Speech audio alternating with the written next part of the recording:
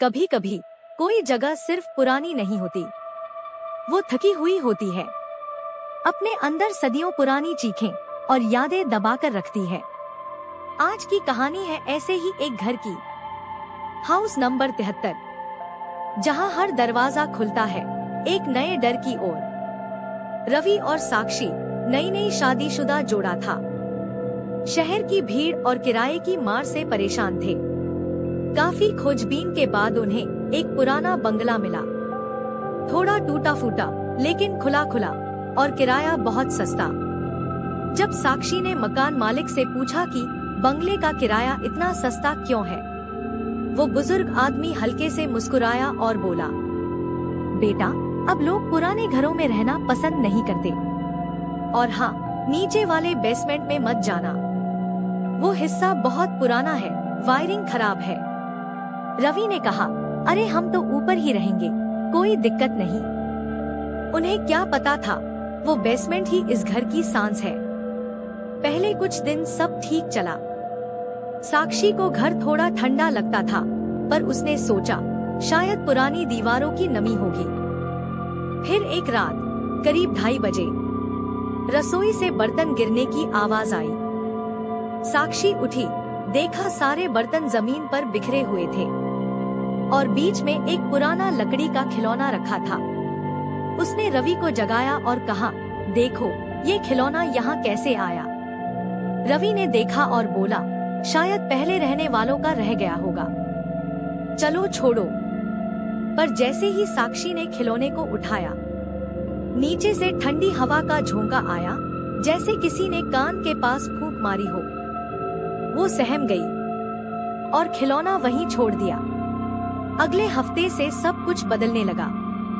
दीवारों से धीरे धीरे थपथपाने की आवाजें आने लगी।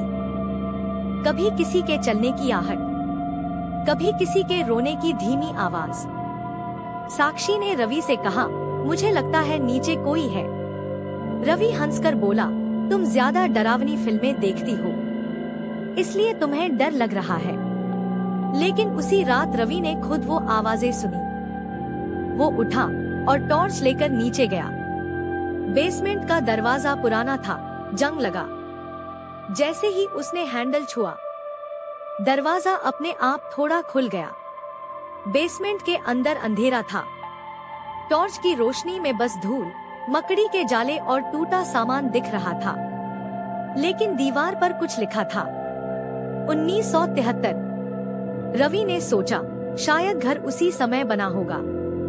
लेकिन नीचे एक कोने में सीलन नहीं, खून के निशान थे, सूखे हुए पर पहचान में आने लायक। उसी पल पीछे से साक्षी की आवाज आई, रवि ऊपर आओ। रवि ने पीछे देखा, वहाँ कोई नहीं था। वो डर गया और भागते हुए ऊपर आया। साक्षी कमरे में थी, सोई हुई, मतलब वो आवाज किसी और की थी। अगली सुबह साक्षी ने घर के पुराने कागज ढूंढने शुरू किए। क्रीप के थाने में एक पुराना रिकॉर्ड मिला। 1973 में इसी मकान में एक महिला लापता हुई थी, जिसे आखिरी बार घर के बेसमेंट में देखा गया था। रिपोर्ट कभी पूरी नहीं हुई। लोगों ने कहा वो जादू टोना करती थी, घर श्रापित हो गया। साक्षी को अब समझ आया कि मालिक ने वायरिंग खराब वाली बात क्यों कही थी। असल में वो बेसमेंट का सच छिपा रहा था। उस रात रवि बेचैन था। वो बार बार बोल रहा था वो निर्दोष थी। उन्होंने उसे दीवार में बंद कर दिया। साक्षी ने देखा रवि की आवाज बदल गई थी। उसकी आंखें खाली, चेहरे पर पीलापन।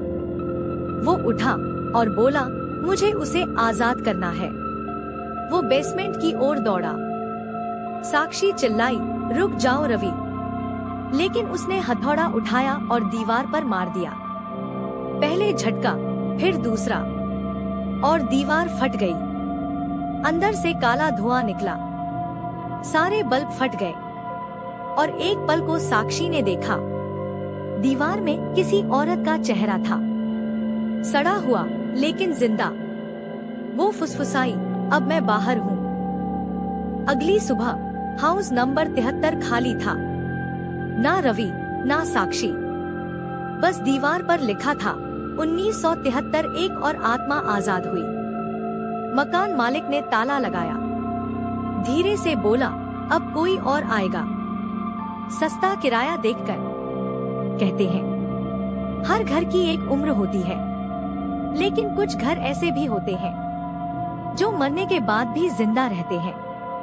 अगर तुम्हें भी कभी किसी घर में रात को ठक ठक सुनाई दे तो समझ लेना कोई अब भी बाहर निकलना चाहता है।